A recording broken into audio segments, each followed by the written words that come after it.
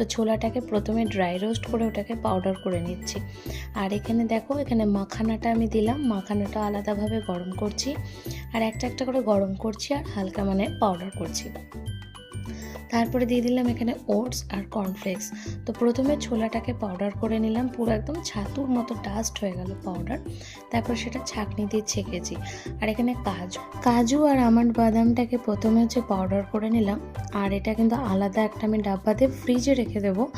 যখন ওর হোমমেড মানে সেরেলাক খাওয়াবো বা রুটি খাওয়াবো, তার সাথে একটু করে করে বাদামের পাউডারটা মিশিয়ে দেবো। কেন কি এখন ওরা অনেকটাই ছোট, যে বাদাম চিবিয়ে খাওয়ার মতো ওদের কিন্তু এখনও বয়স হয়নি। তার জন্য এখানে ওর জন্য ওটা আলাদা করে রেখেছি। আর সন্ধেবেলা দেখো পুরো পাউডার আমি বানিয়ে নিয়েছি।